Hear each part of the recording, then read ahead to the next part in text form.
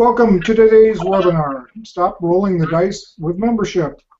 I'm Stuart Reed, the Executive Director of Food Co-op Initiative. We are proud to present this series of informational webinars for startup co-ops and their supporters. Food Co-op Initiative is a nonprofit organization dedicated to providing support and resources to people organizing new food co-ops across the U.S. We've helped 70 new co-ops open grocery stores, and we're working with 120 more communities that are organizing co-ops. We are here to help you get started down the right path and find the help you need along the way. If you're just getting started, please give us a call to introduce yourself and learn more about our resources. You can find contact information or sign up for our mailing list on our website, www.foodcoopinitiative.coop. Our work is supported by grants from the USDA, National Cooperative Bank, National Cooperative Grocers Association, and by donations from co-ops and their members. Thanks to all of you. We couldn't do it without you. Today's webinar is being recorded and will be available soon on the foodcoopinitiative.coop website, along with our extensive library of previous webinars on topics ranging from what to do first through hiring a GM. Be sure to sign up for our next webinar, Co-op as Hero Storytelling, which will be on August 19th with Pat Cumbie and Leslie Watson. If you have questions during the webinar, you can post them on the YouTube page if you are logged in there with your account. Give it a try now by saying hi and introducing yourself. And we will answer as many questions as possible at the end of the webinar, so stick around then. Okay then, let's get going. Our guests today are Susie Carter, Director of Programs and Partnerships here at Food Co-op Initiative, and Ben Sandell, the CDS Consulting consultant and one of the founders of the Friendly City Co-op in Harrisonburg, Virginia. Enjoy the webinar.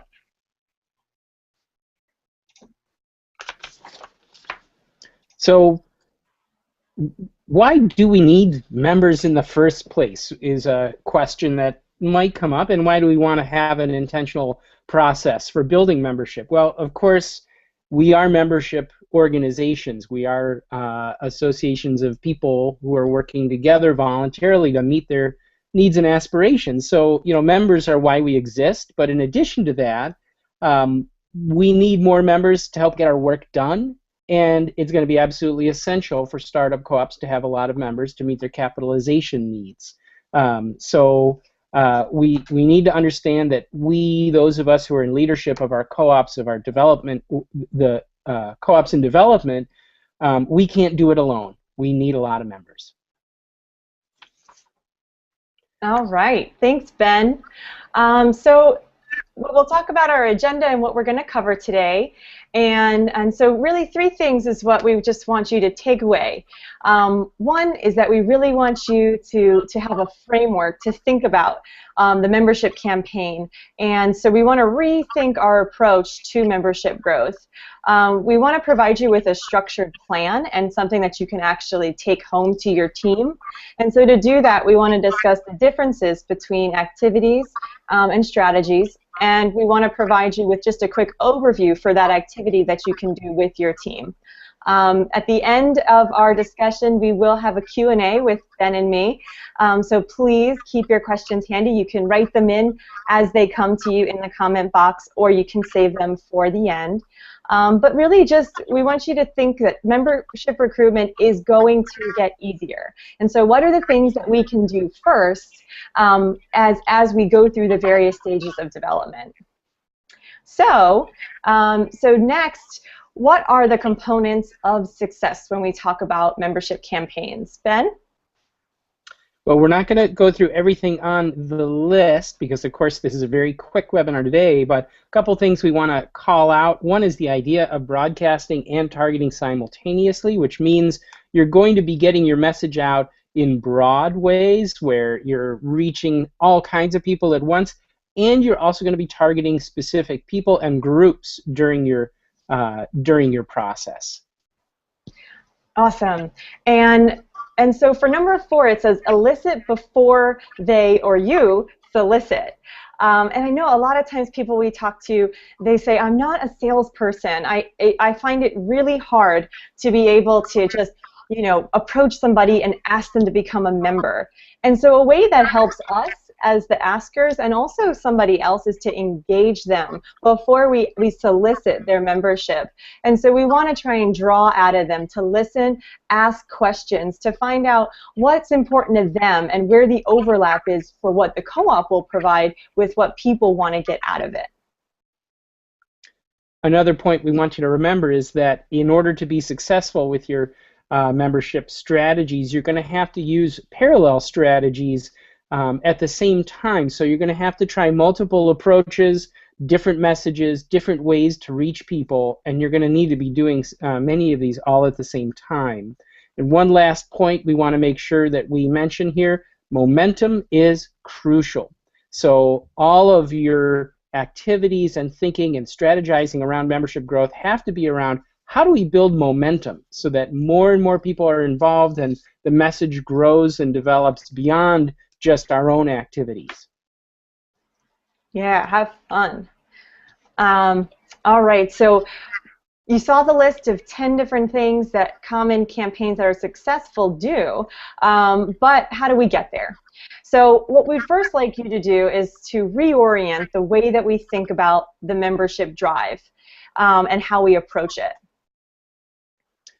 It's pretty natural for especially groups that are still fairly early stage to think about their membership drive as if it's one long road from where you are now to the number of owners that you're going to have, the number of members you're going to have by the time you open. But we'd actually like to reorient your thinking away from thinking that it's just one long twisty road. And move it towards a series of planning periods and implementation periods. So when we do this, we move away from the road and we focus more on chunking out our membership goals that allows us to build an audience group by group that's powerful enough to start our stores. And if you're following the 4 cornerstones and 3 stages development model, which we really hope you are, you will probably understand already that there are some natural stages in that model. The 3 stages are some natural actions and progressions that occur there, and it can be helpful to think about the levels of membership growth as being somewhat corresponding, not completely, but somewhat corresponding, in that at each level there's going to be a new way to think about it, a new strategy involved to reach out and go further and build the membership in your co-op. Great. And so, and as you go through those 3 stages, in the organizing stage, that's the very early stage where most of the members that you're going to get are probably going to be your friends, your neighbors, your relatives. They're the people who are closest to you, and that is your initial feasibility. Can we get some members right off the bat? As you progress into stage 2, which is broken into 2 parts, then you're going to have to be, you're still getting into your own networks, but you're getting a little deeper into those networks. But as you go into 2B, it's time to start moving out of those networks, of reaching people that maybe you don't know and that you've never talked to before. As you go into stage 3, the implementation stage of the 4 cornerstones and 3 stages model, at that point, there should be some momentum built, and there will be people who will be becoming members because it's time to get on board. The train is coming into the station, the store is going to be open soon. But just as there are different elements of work and different strategies in the 3 stages of development, it's really helpful to think about membership growth also as having its own separate levels that require their own strategies. Great explanation, Ben. So as Ben explained, with these 3 different stages and how we actually view our membership growth, keep in mind that we're focusing on recruiting different kinds of people that have different interests in when and how they want to be involved. And so your activities really need to match up with the different stages. And so the different stages and your activities will work together. Okay, so as we think about the 3 stages of development and we put it together with how we're reorienting our membership growth, we want you to think about this as promoting your campaign in a series of levels. So in addition to conceiving of the campaign in terms of 1, 2, 3 stages, we also want you to think about 1, 2, and 3 levels for membership. And as you can see in this picture here, it's really important to point out that with each level, or sort of mini campaign, each level has its own planning period, its own implementation period, and it has its own membership goal. And so you really need to focus on your priorities with each level so that you can actually build your team's capacity as you move along. And one thing to point out is that we'll have more information in this presentation in the notes that you'll be able to download later. So don't feel like you have to write down every single thing that we're saying right now. Yeah, hopefully you're not writing it all. So in each one of those portions of the campaign, or each one of those mini campaigns through the whole process, as Susie mentioned, goals are one part of it, but the 4 key elements are the goals. What is the number of members you're going to shoot for in each part of the campaign? The strategy. What's your plan for actually getting there? The targets. Who are the people or groups that you're going to be aiming for through each part of the campaign? And what are the tactics? What are the activities? What are you actually going to do to get you there? We've put together, as part of this process, a series of 5 strategic questions that, as you are entering the planning stage for each one of these levels of membership, for you to sit down with either as a, if it's your board or founding team, or maybe more likely your membership committee, sit down and address all 5 of these questions first to help frame up the work that's going to come after that. What's the motivating goal for this particular stage? Is it to get us enough members so that we can move into our feasibility stage, or is it actually to get the store open? What's the outcome we're looking, both by number and by date? What are the tactics we're going to employ? And again, that's going to be very much dictated by what your goal is and who you're trying to reach. When are you going to use them, and what resources are you going to need? Money, people, systems, everything. You're going back to your 4 cornerstones again. Right. And I think when Ben and I work with a lot of startups on membership campaigns, I think one of the biggest things that folks struggle with is understanding strategy. And it's really hard to differentiate between strategy versus the activities. And a lot of folks talk to us about, the importance of doing outreach, and we completely agree. You're doing big, critical, massive work in your community, and you're really focused on social economic change. And so when we do outreach, we know that it's about relationship building, and it is about events and creating opportunities to talk with people, but we don't want to only focus on those activities and events when we're doing our outreach. Before we go out and do those events, we really want to ask ourselves these 5 questions and really make sure that all of our activities are aligned with these bigger outcomes and goals, so that the relationship building is also really tied with our membership goals. Great. All right. Now is the time when you are going to think about, how can I take these pieces, these questions, and bring it back to my community? So as you work on developing your strategy, which is really one of the most important pieces to planning your membership campaigns, remember that strategy is not something that's done by an individual alone in a secret dark corner.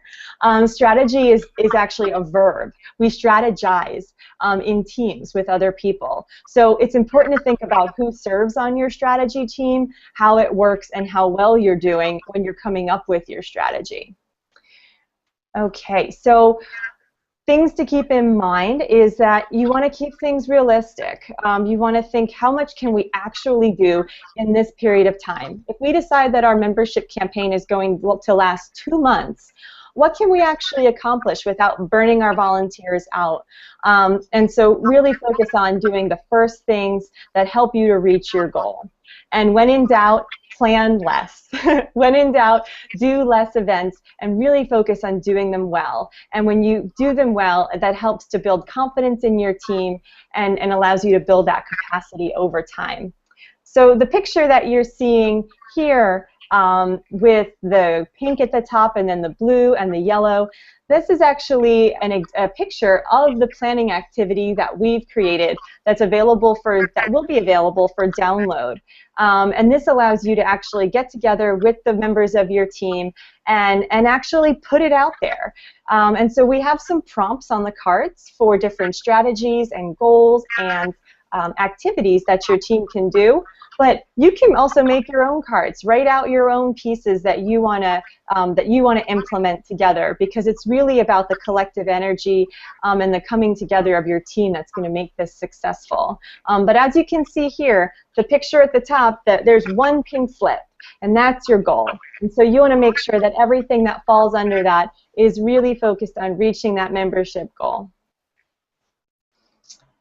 So as we talk through this little teaser of membership campaigns, we have more resources for you to use. One is going to be this presentation, and that's available for download with notes that you can share with your team, and you can become the trainer. Two is you can download the activity directions that also have questions and prompts that help your team think through the planning process. And then we actually have three, the team planning activity for you to download yourself. All you'll need is those 5 different colored papers to print out, cut up, and use with your team. And so all of this will be available for download with this webinar at Food Co-op Initiative /live webinar. And if you have any questions, you can always reach out to us at info@fci.coop. All right, Ben, anything you'd like to add? Well, I think now is when we would be happy to take questions from the audience. Yeah. And I'm hoping we have some. Well, let's take a look. We've got, I don't see any yet, actually. So if you have questions, folks, this is the good time to type them in, and we'll try to answer for you.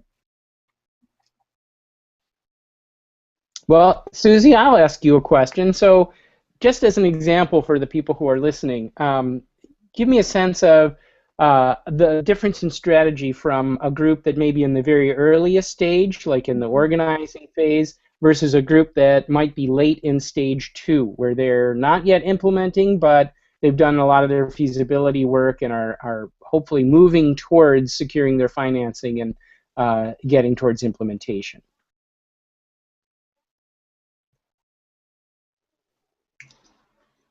Do you want to address that, Susie? Oh, I'm sorry, Ben. Okay. Or I can. I was responding to a question over on YouTube. Would you mind just repeating that really quickly? Sure. Just to, very briefly, as an example for everyone, the difference in strategy for a group that would be in a very early stage, like moving out of organizing into early stage 2, versus a group that's late in stage 2 and about to move into implementation. Great, great. And I encourage other folks who have ideas to please put them into the comments, because we'd love to hear what other people are doing. But for stage 1, a lot of the strategies that we see working really well are understanding that at this point, the folks who are on the steering committee are much more critical to membership recruitment than stage 3. And so you really have to leverage the relationships that you already have. Right? This isn't about going and reaching all the people we don't know. We want to leverage the resources and the relationships that we already have within our community. And if you have 5, 7, 9 members on your steering committee, you have a network of relationships there. And so those are the folks that we really want to focus in on. And so we see a ton of, really small gatherings, right? Because if you have relationships with people, you already have trust. Small gatherings at your home, or one-to-one conversations with a friend, a phone call with a friend, a coffee date with a coworker. This goes a long way, and so you don't have to work on building trust, because you often have that trust in stage 1 with the folks you're trying to reach.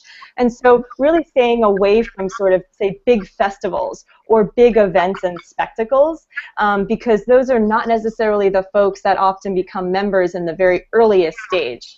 Now, when we get to stage 3, we tend to have a network that's much bigger than ourselves. And at this point, the snowball effect right, is happening, where it's kind of the tipping point of membership growth when we get to stage 3. Maybe we have 6, 7, 8, 900 members at this point.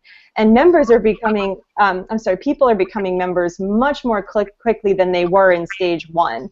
And they're becoming members because all of your existing members are reaching out to them, touching them. And we're focusing a lot on the store at this point, right? So we see a lot more activities based on, store tours, really focusing on the neighborhoods that are in and around where the site is going to be, and really reaching new people and creating opportunities to build trust and relationships to bring in those members. Great.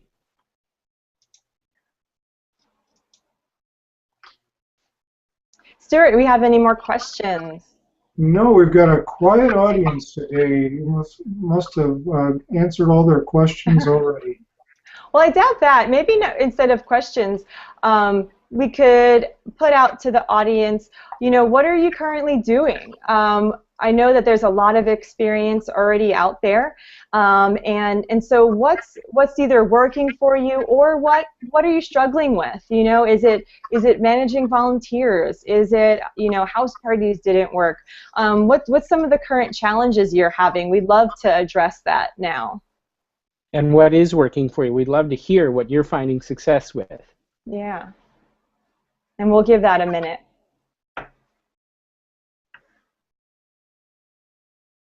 And hopefully while those are coming in, to kind of riff on what you were saying a minute ago about the changes in strategies, it was also clear in your explanation, Susie, that there's a real difference in resources at that point too, where in the early stages you're doing it basically from a place of very little external resources, not a lot of money, not a lot of materials yet, no site, whereas those resources come into your development process, you're going to have more, you're going to have banners, you're going to have a nice display that will go on a table that you can use for tabling at different events. You're going to have better messaging. You're going to have a lot more volunteers and people working on the project. So again, as your strategy changes, or maybe to put it the other way, as your organization grows and your resources build, that's going to help drive the strategy changes also. I have a question for you. Yoo-hoo! Yay! How can we get current members more involved in a membership campaign? You want me to jump in first? Go first. Yeah, I got a couple ideas. Go for it. Great. I am a huge proponent for the idea of telling your co-op story over and over again. So one of the ways to get your current owners involved is you keep putting the message out there that, at whatever stage you're at now, we just did something. We just grew to 250 members, or we just worked on our financial feasibility, or whatever it is you just did. You tell that story that we just did this. Now we're working on this next part.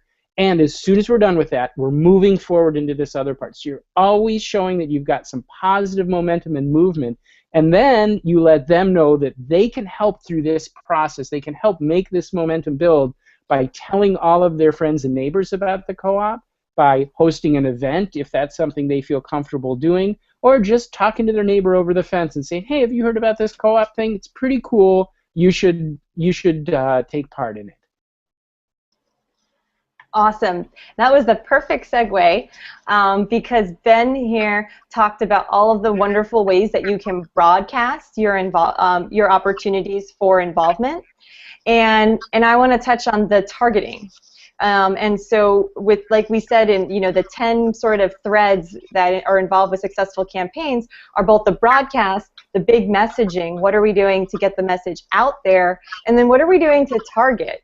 So when you say, how can we get existing members more involved, I would love to ask you, who do you want to be involved? Because that's the most important thing. Have you written it down? Have you written it down with a team of people and said, we want Mary, we want Joe, we want so-and-so, do you know who your members are? When you know who they are, then you can actually go out and ask them. You can sit down over a cup of coffee with Mary. You can sit down for a cup of, a drink with Joe, and you can talk about the co-op, and you can ask them, why they became a member, why they want to be involved. You can talk about where you're going, what the next goal is, and some of the things that you need help with to get there. And you can find out what their interests are, what they're good at, and then you can hopefully match them up with a volunteer opportunity that's going to help you reach that goal together and really help them to understand how by putting in a little bit of their time that it's going to grow the co-op and get closer to opening that store. And it can be really helpful to oh, sorry, was there more questions, Stuart? Yeah, well, I was just going to say that Karen had commented here that on that very topic that they're finding that their going is getting slow in the first stage, but their challenge is that it's hard to get volunteers, just like it's hard to get members. Yes. Mm-hmm. It is, and one thing to keep in mind through all of this is that the way people get involved and the way people become members, and later when you have a capital campaign, the way people will be loaning or purchasing preferred shares is because people ask them to. They ask them really directly and clearly, and with a clear understanding of what they're asking them to do or what they're asking them for.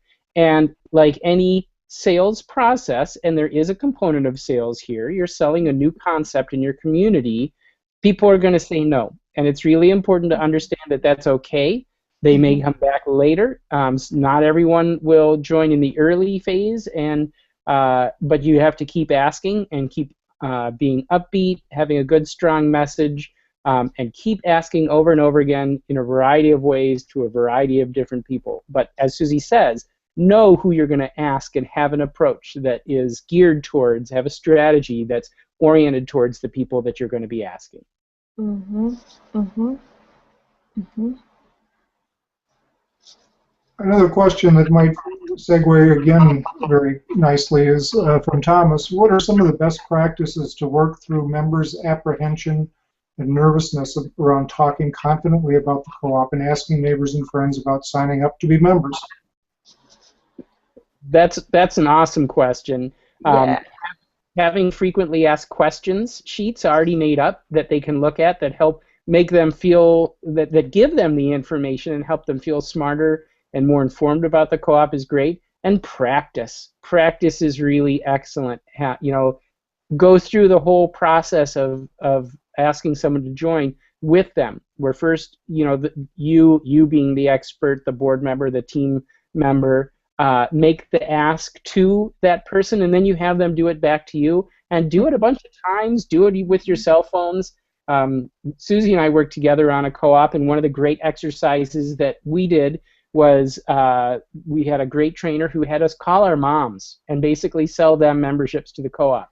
It was great, and it helped us feel more confident, and gives you that fluidity of message and the ability to feel confident about going forward. Yes. Yeah, two things to follow up on that. I love this question because I think this is definitely a way that we grow capacity, because when people can tell the co-op story, your co-op will shine and you will grow members. And the real critical thing is to keep in mind is that if you can't bring in new volunteers, you can't bring in new members. And so our volunteers are our first line of defense, and this role playing is critical. And so we often encourage people to pick 5 people that they're the most comfortable talking to. These are best friends, family members. Have them role play with those people first and actually practice their pitch, and ask their loved ones for feedback. That'll be the easiest for you, and it will hopefully get really important feedback for that person. The second thing is there's an organization called the New Organizing Institute that does a really wonderful job with systematizing storytelling and systematizing training storytelling, and it's called The Public Narrative, which explains the story of self, us, and now. A quick Google search will turn up the training materials that you can use with your team, and we highly recommend them. They've been very successful for other teams.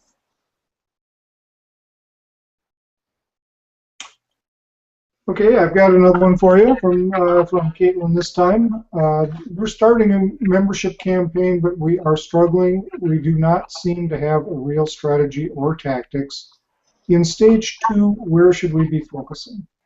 Hmm. Go for it, Susie. Okay. So in this kind of question, I wish we could talk live because it's really important to know what your team has already done and to really focus on leveraging your strengths. Really focusing on what worked for you in stage 1. What were the activities that you did that worked really well? Why? Why did they resonate with your community? Was it a really killer volunteer that helped you sell to recruit a bunch of new members? Was it a particular event that just resonated for your town? Better understanding what worked well in stage 1 really helps you to focus on what's going to be the next strategy for stage 2.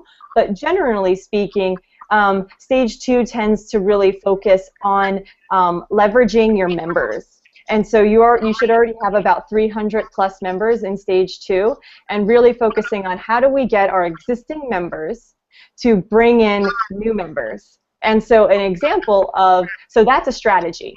We're going to leverage our existing members to recruit new members. And so how will we do that? Then we think about our activities. Okay, what are the activities that are going to get our existing members more involved and bringing in their friends and their family members? And so an example of a good stage 2 activity is house parties. We already have a foundation of members. We'll put the word out. We'll make our list. Who are the 20 members that we're going to ask to have house parties? Because we want to have 10 house parties in the next month. And so we'll get, 5 to 10 members to have house parties. We will then train the people to do the house parties, and then those folks will invite their existing friends, not members. They're going to invite new friends who are not members to their house. You're going to send a co-op person there. I won't explain all the details because we have a fantastic toolkit for events that you can download from our website, but that's a great stage 2 activity, again, to utilize the strategy of members recruiting their friends to grow membership in stage 2. Great. Okay, Ben, if you're not going to have anything to add there, otherwise I do have another one for you. Go for it. All right.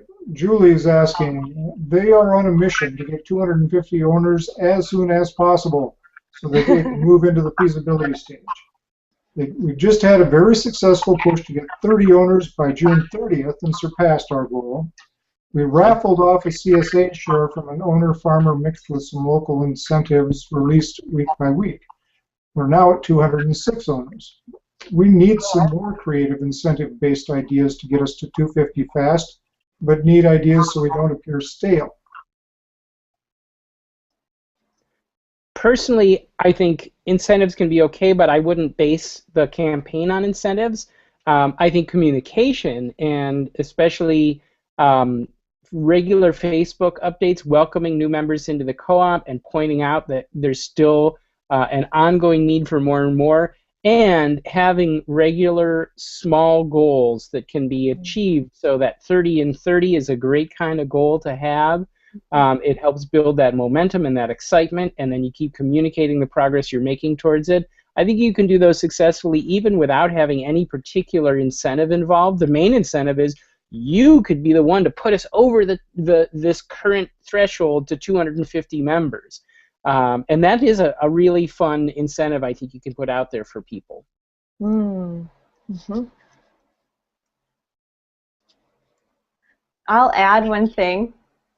I don't know how we're doing on time, but Julie, one additional thing is that this is a super fun challenge to toss a few volunteers. If you have people that are saying, we want to be involved, bring them into a little brainstorming session to say, we want to get 45 new members, in the next month. What are some things that we can do to get there? And have a brainstorming session with new people, not just your board team, because that kind of brainstorming and that kind of buy-in will most likely motivate those people to then be involved with the activities that you're going to choose to do to make that mini campaign happen. If it's their idea and you're implementing it together, people are going to be that much more involved and really, hopefully, step up into a leadership role. Well, we've caught up with the questions. Anybody got any more they'd like to throw at us? Got a few minutes left, I think.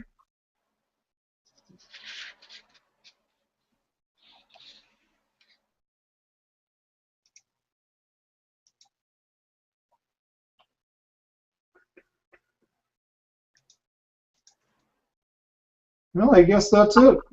All right. Thanks, Susie and Ben. Any closing words? Recruit more members. Yeah. And be in touch with Ben and I if you have any questions. We know that this is a conversation that we've just touched the surface of. Thanks, everybody. And this recording will be available online within a day or two. And be sure to ask the rest of your organizers to take a look if they're interested. And we hope to see you next month.